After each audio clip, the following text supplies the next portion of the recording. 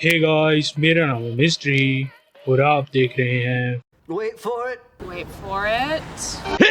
Floating food. Welcome back to my channel.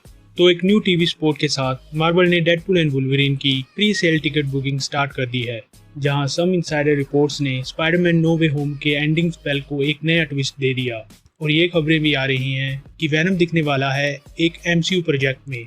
आज हम ऐसी ही न्यूज और अपडेट्स पे बात करेंगे, तो एंड तक जरूर बने रहना and click that subscribe button ताकि आप कोई न्यू अपडेट मिस ना कर दें।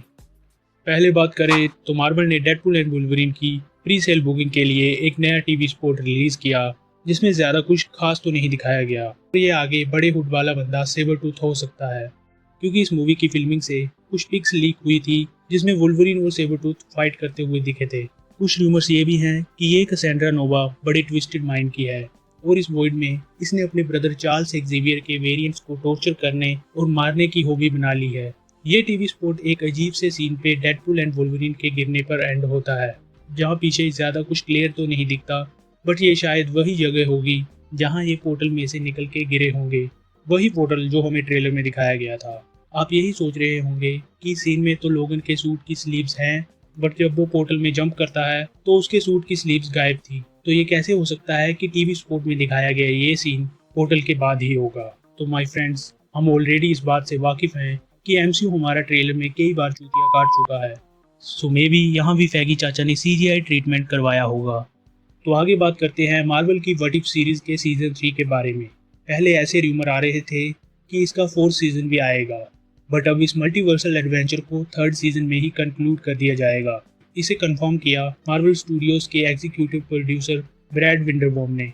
उन्होंने कहा कि ये सीजन इस पूरी ट्रिलॉजी का एंड होगा, और सम रिपोर्ट से ये भी कंफर्म हो गया है कि मार्वल एवेंजर्स 5 और सीक्रेट वॉर्स को 2026 और 2027 में रिलीज करने वाला है। इसलिए शायद फैगी चाचा और नए सीजन नहीं बनाना चाहते, क्योंकि उनका फोकस अभी एवेंजर्स 5 और 6 पे है। हालांकि इससे एक्स-मैन 97 पे कोई असर नहीं पड़ेगा और उसके नेक्स्ट सीजन का आना लगभग कंफर्म कर दिया गया है, क्योंकि इस शो को व्हाट इफ से ज़्यादा बेटर रिसेप्शन मिली है।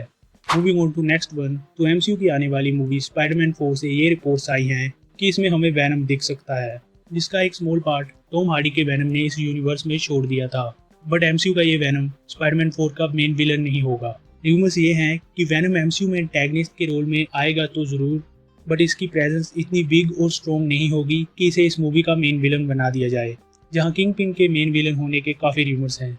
तो शायद किंग पिन वैनम का इस्तेमाल अपनी एंटी विजिलेंटी टीम के साथ करेगा। जैसा कि हम जानते ही हैं कि स्पाइडरमैन 4 की स्टोरी वैनम 3 के बाद की होगी, तो इससे ये सवाल उठता है कि सोनी की वैनम ट्रिलॉजी को कंप्लीट करने के बाद क्या टॉम हार्डी का वैनम हमें एमसीयू में दोबारा देखने को मिल सकता है या नहीं। जहाँ कुछ इनसाइडर्स ने ये रिपोर्ट किया है कि केविन फैगी ये जरूर चाहते हैं कि वैनम भी मल्टीवर्सल सागा को ज्वाइन करे और सीक्रेट वॉर्स का पार्ट बने। जहां आगे बात करें तो एक ट्रस्टेड इनसाइडर ने एक काफ़ी क्यूरियस थ्योरी रिपोर्ट की है नो वे होम के एंड में दिखाए गए स्पेल के बारे में, and yes, this also involves Tobey and Andrew. तो ये रिपोर्ट सच भी हो सकती है और शायद सोनी के स्पाइडरमैन के लिए फ्यूचर प्लान भी यही हो। इस रिपोर्ट के अकॉर्डिंग डॉक्टर स्ट्रेंज ने नो वे होम के एंड में जब ये स्पेल कास्ट किया था, तो इसका असर सिर्फ टॉम हॉलैंड के स्पाइडरमैन पर नहीं हुआ, बल्कि इससे टोबी और एंड्रयू के स्पाइडरमैन भी अफेक्टेड होंगे, क्योंकि जब वो अपने अपने यूनिवर्स में रिटर्न करेंगे तो वहाँ भी सभी ये भूल चुके होंगे कि पीटर पार्कर कौन है। अगर आप इसके डीपर इम्पैक्ट को नहीं समझे तो जस्ट इमेजिन, जब टोबी का स्पाइडरमैन अपने यूनिवर्स में लौटेगा तो मैरी जेन एंड उसका बेटा या बेटी भूल गए होंगे कि वो कौन है।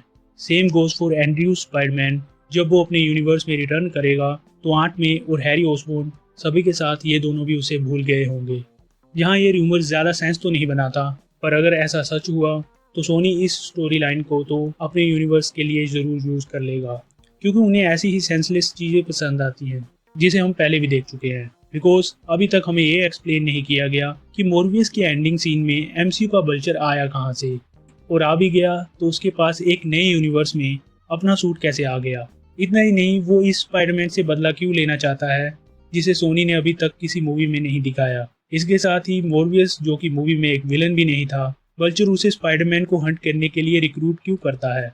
क्या हो क्या रहा है, समझ नहीं आ रहा। सो मेरे हिसाब से ये रूमर ज्यादा सेंस नहीं बनाता पर जैसा कि मैंने कहा ही है कि सोनी को अगर इन घूम रही रिपोर्ट्स का पता चला then they will definitely go for it, क्योंकि अगर सब कुछ अच्छा चल रहा हो तो इन्हें पसंद नहीं आता। And that's it.